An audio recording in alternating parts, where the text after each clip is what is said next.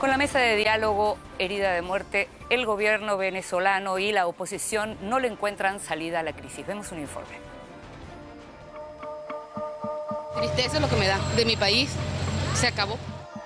La situación institucional no puede ser más inestable en Venezuela luego de la decisión de la Asamblea Nacional de declarar que el presidente Nicolás Maduro incurre en la figura de abandono del cargo.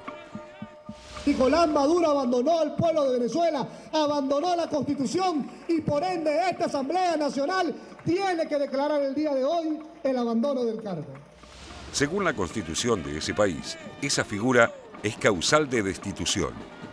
El artículo 233 enumera las causas por las cuales puede considerarse falta absoluta del presidente y entre ellas cita el abandono del cargo declarado como tal por la Asamblea Nacional. En la misma disposición, los representantes impulsaron la celebración anticipada de elecciones libres y plurales, según dice el escrito. Esta declaración significó un nuevo escalón en el conflicto de poderes que el país vive desde que hace un año la oposición asumió el control de la Asamblea. Poco antes, el Tribunal Supremo de Justicia, controlado por el gobierno, había reiterado en un comunicado que el legislativo carece de facultades para emitir una opinión de ese tenor.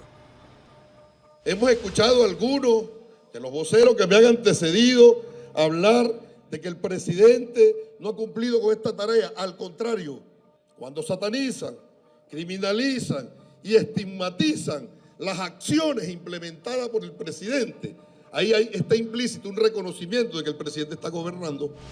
Los defensores de esta decisión extrema le imputan a Maduro que haya impedido la entrada en vigencia de leyes sancionadas por la Asamblea y que presuntamente habrían ayudado a superar la crisis económica que vive Venezuela debido a la escasez de divisas, el desborde de la inflación y el desabastecimiento de varios productos de primera necesidad. También argumentan que el mandatario retrasó procesos electorales y promovió la devaluación de la moneda nacional. A partir del lunes 16 de enero, vaya entrando en circulación los nuevos billetes del cono monetario venezolano, que han venido llegando a pesar del sabotaje y el retardo, han venido llegando ya a Venezuela.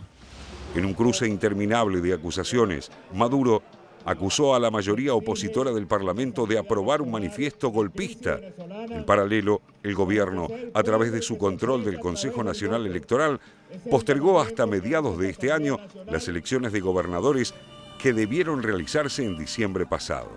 Y también denegó la posibilidad de efectuar un referéndum revocatorio del mandato de Maduro. Reafirmando una postura beligerante, Maduro puso en funciones a un comando antigolpe para hacer frente a las acciones que califican como golpistas.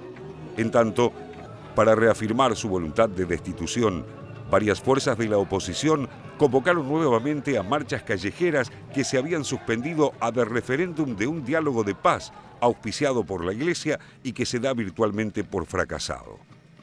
El 10 de enero se cumplió el cuarto año del actual mandato presidencial de 6.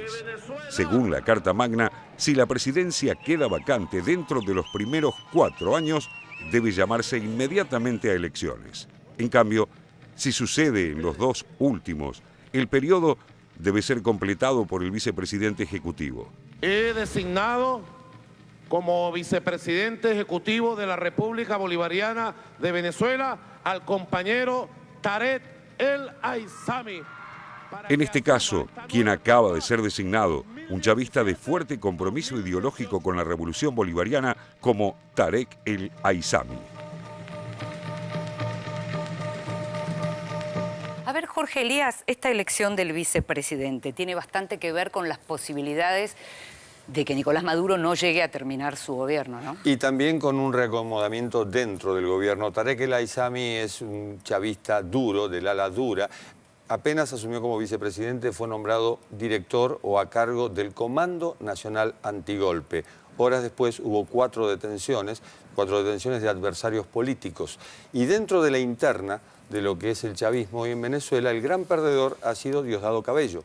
Diosdado Cabello, que estuvo junto a Chávez durante su gobierno, que en cierto modo era el heredero político de Chávez. Presidente de la Asamblea, ¿no? Presidente de la Asamblea Nacional en su momento, parecía serlo, y sin embargo, bueno, ha quedado raleado en esto. Hay otro dato importante. Maduro no ha dejado de hablar desde el año pasado y más también de golpe de Estado. Todas las semanas hubo un golpe de Estado, por eso se crea esto, un intento, esto del Comando Nacional Antigolpe. En el gabinete hay 34% de militares. Este también es un dato importante. Y al gabinete también llega con un nombramiento Adam Chávez, es decir, se refuerza... En cultura, ¿no? En cultura. Sí, el hermano de Hugo. El hermano de Hugo Chávez, viene de Barinas, del estado, del departamento de Hugo Chávez, se refuerza el ala dura del chavismo, frente también a una oposición que está absolutamente dividida entre radicales y moderados y no logra articular un discurso más o menos coherente. Natalia. Sí, a ver, aquí creo que hay un gran fracaso incluso del Vaticano cuando a fines de octubre abrió la puerta a lo que era ya un gran pacto político entre chavismo y oposición. En ese momento nos enteramos sorpresivamente de que Maduro visitaba al Papa, hubo una reunión, hubo fotos y un anuncio. Ese diálogo que se abrió fracasó ni bien empezado, no había empezado, más antes aún, de nacer, sí. Antes de nacer había fracasado. Maduro volvió rápidamente a Venezuela en ese momento y rápidamente empezó a trabajar para socavar en lo que entonces se trabajaba desde la oposición, que era el referéndum revocatorio, y ahora estamos hablando ya de otras instancias que son abandono de poder, etcétera.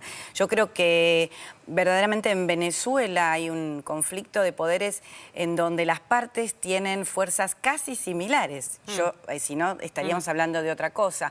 Cuando vos tenés esta tensión donde ninguno logra imponer una negociación sobre la otra y donde no se llegan a dar físicamente tan duro como aparece el escenario tan violento en Venezuela, o sea, cuando es la que oposición no puede correr al gobierno, no pueden el gobierno no puede, uno al otro, claro, exactamente. Entiendo. Ahora, el Vaticano en este caso no sé por qué se movió, cuáles fueron las verdaderas señales que tuvo el Papa Francisco para hablar de esto, porque también veníamos de un fracaso muy reciente, que era el de la UNASUR, el de los presidentes, que en ese entonces trabajó el ex presidente del gobierno de España, Zapatero, en fin, y una serie de amigos de Venezuela.